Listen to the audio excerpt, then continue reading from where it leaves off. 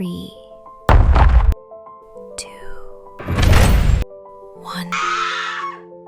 I know what you're thinking. Why didn't we report him?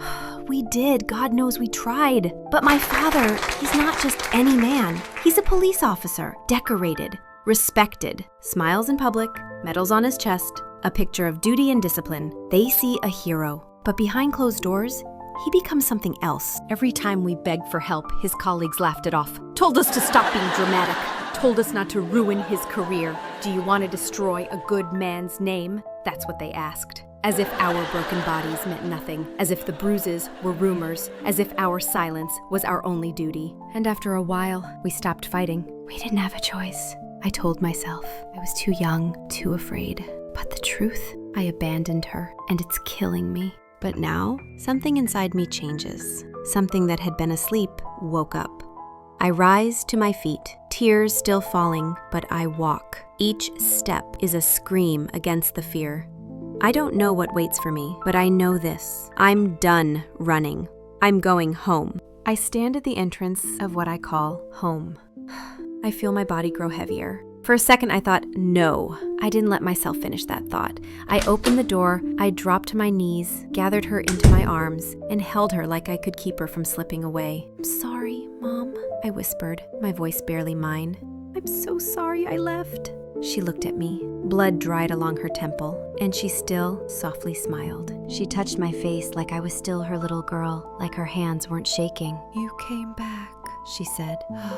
That's all that matters. That broke me. And then we moved, slowly, silently, together. We started picking up what was left of the room, of the silence, of ourselves. We swept the glass, righted the furniture, folded what could be folded, buried what could not.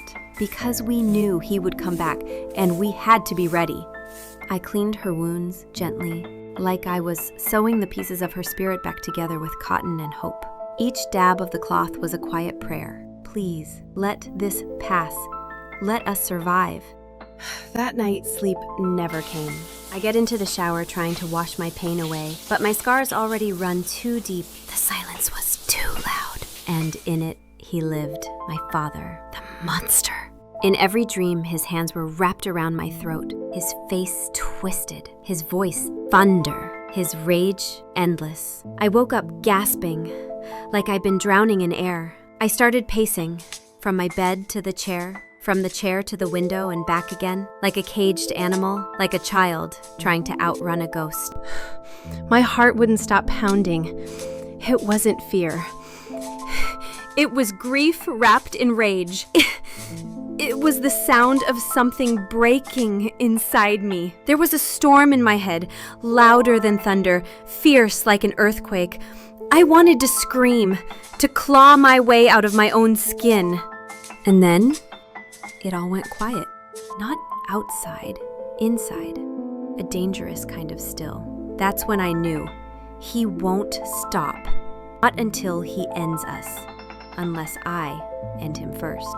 I stood at the window, staring at the night. My reflection looked back, tired, haunted, unchanged.